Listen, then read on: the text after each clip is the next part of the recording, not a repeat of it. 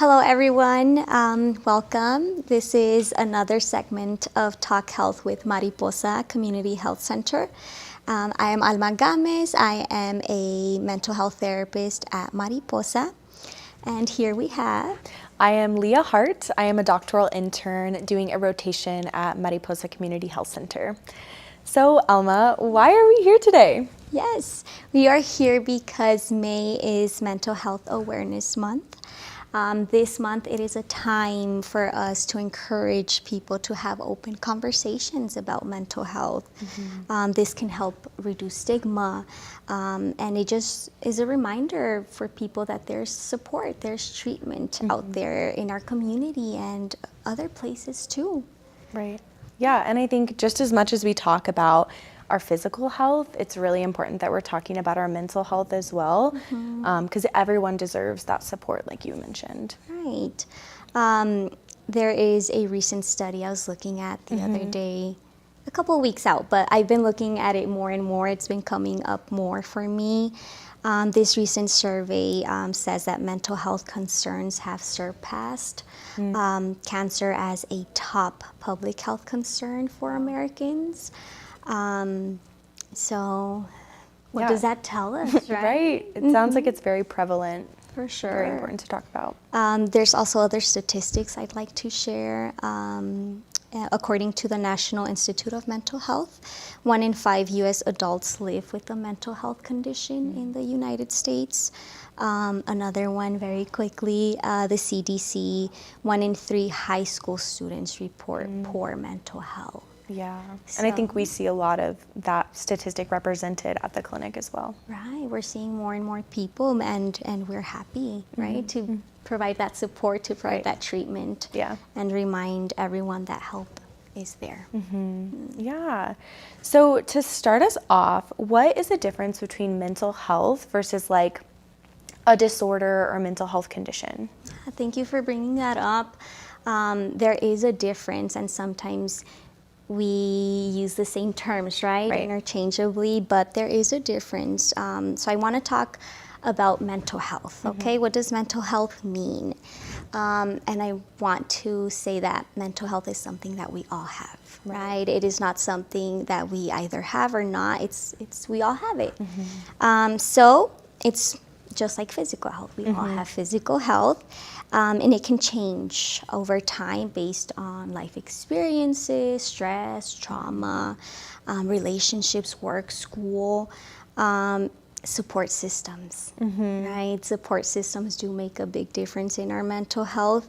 So mental health influences a lot of things in our lives too. It influences the way we think, the ways we act, the ways we interact with people, the ways we make decisions, or even how resilient we are, the way we bounce back from challenges, right? The way we cope, the way we manage stress. So again, this tells us that mental health is health. Mental health is a lot. And I think our community uses the term mental illness, but I think what we really should be calling it is like a mental health condition, right? And even as we were preparing for this, we were like, wait, like mental illness is kind of a stigmatizing term to be using, and even changing our vocabulary to talk more about like mental health condition.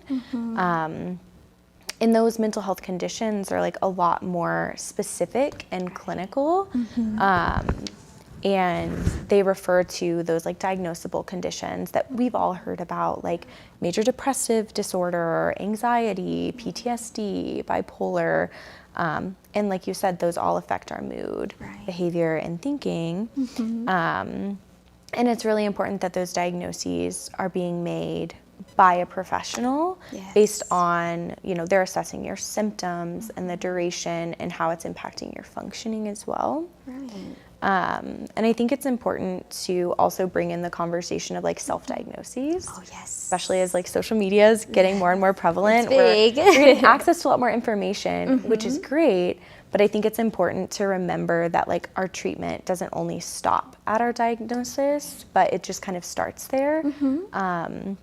And so I think that's again, why it's important to be talking about these support systems that people have access to and treatment options as well. Yes, and we do see this a lot with youth or adolescents, right? So youth, adolescents, please reach out for help, whether it be at home, if home is not an option, at school, school counselors, a trusted adult. Right. Yeah. And I think another important thing to consider really is our context. And I think something that I'm having a lot of conversations about right now is sociopolitical context, right? And I'm bringing this up as we talk about mental health existing on a spectrum, right? We can experience symptoms of stress and even anxiety at a subclinical level that's maybe not a disorder or what we would call a mental health condition, right? But that even a person without an anxiety disorder can struggle with stress or anxiety or things that are showing up, like heart palpitations or feeling nauseous when a big thing is coming up, right? Those are all normal things that's important to acknowledge the context that it's happening in. Right, and this tells us again that it's a human experience we're going through. It could be vice versa, right? A person who's going through or experiencing a mental health condition can also have good mental health, right? If they're in treatment or if there's a period where they're doing well. So vice versa. But again, struggling does not define a person. Right. To say it's a moment in time. Exactly. So the goal why we wanted to talk about the difference between mental health and mental health conditions, it's not to label people, right? It's to move away from that, from the stigma. And again, to understand that it's part of being human. Right. And in this spectrum that you talked about, wherever a person may be, we all deserve support. We all deserve treatment. We all deserve access to care. Right. Yeah.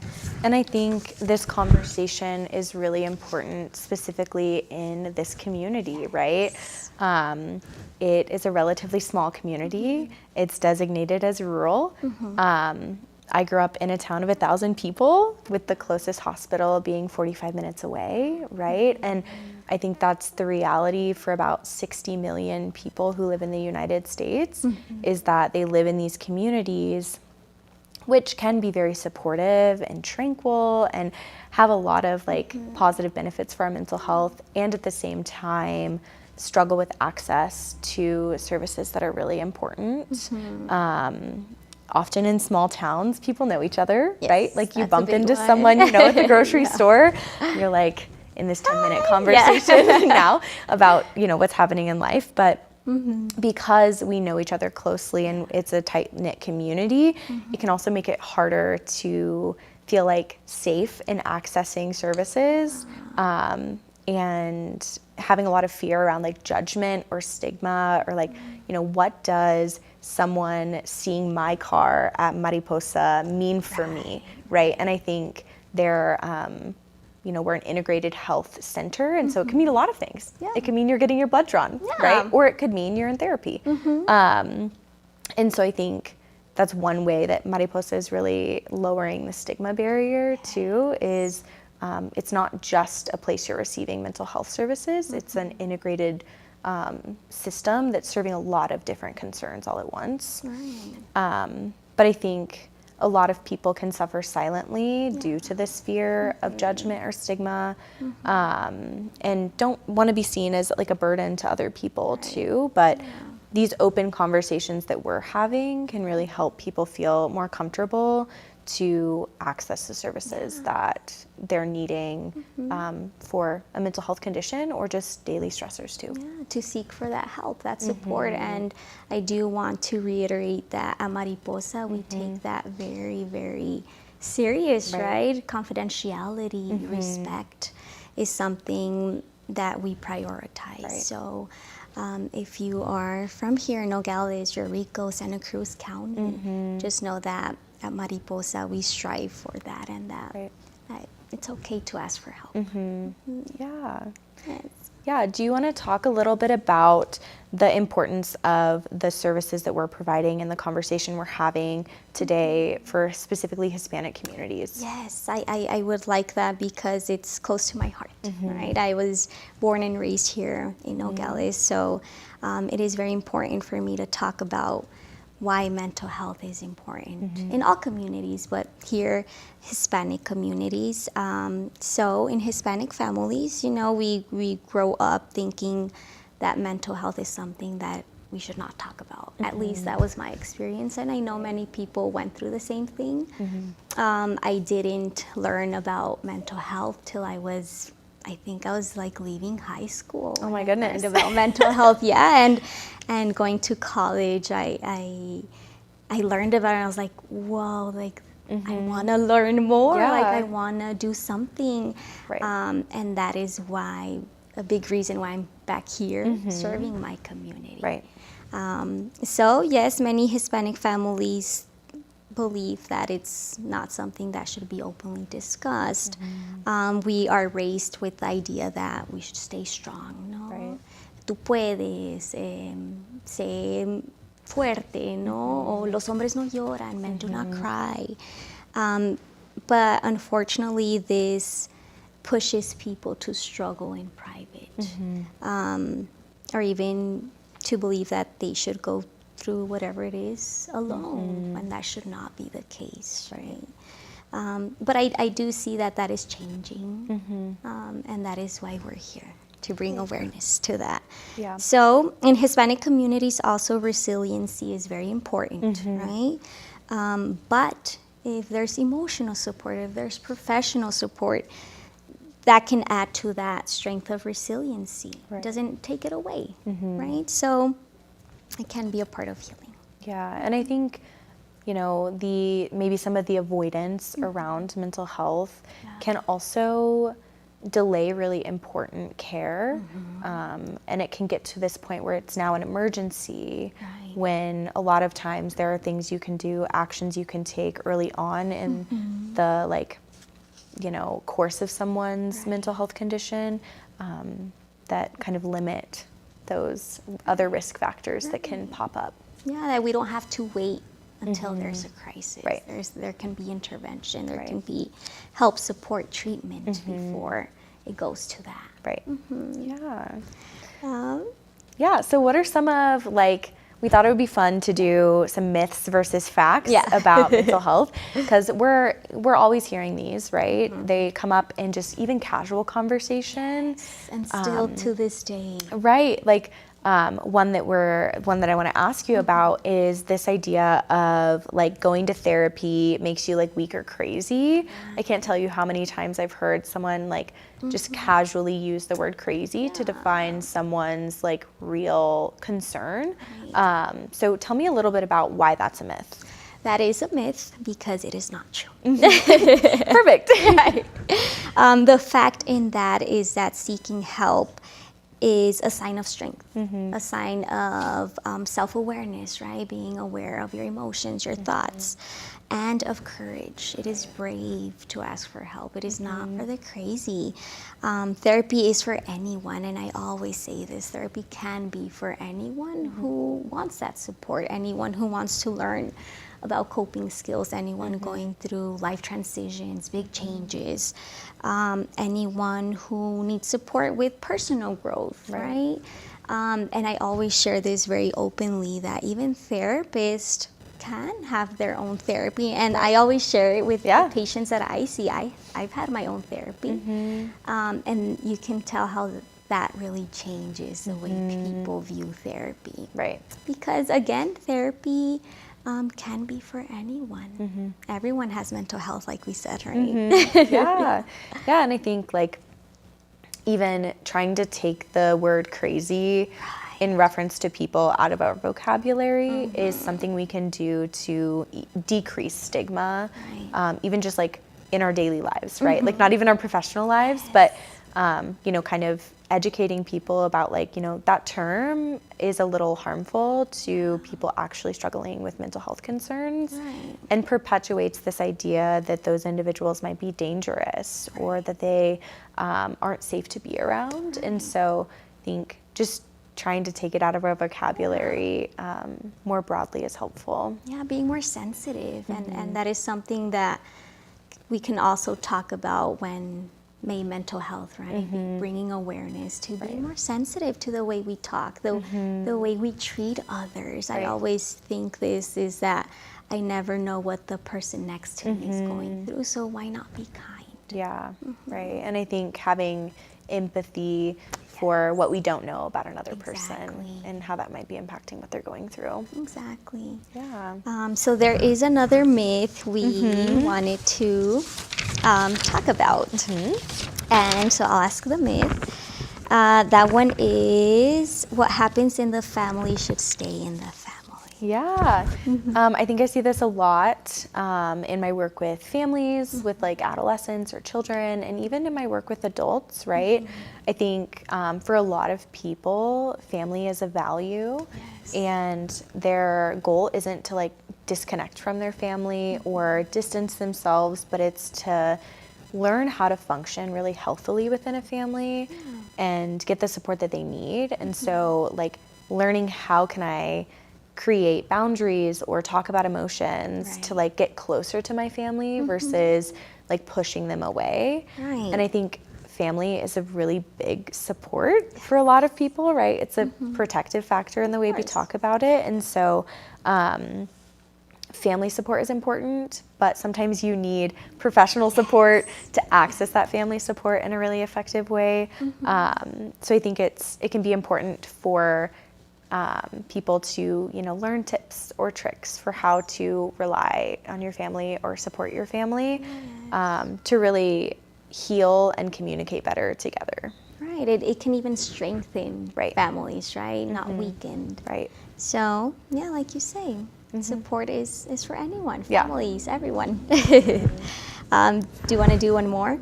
Let's do it. Okay. So we also hear this myth sometimes that kids or adolescents or teens are too young to have anxiety and depression or trauma. What would you say to that?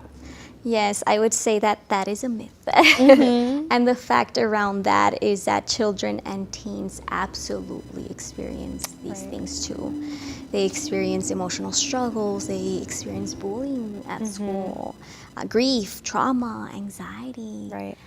So the earlier we support children, teens, that can make a very big difference. Right. Yeah.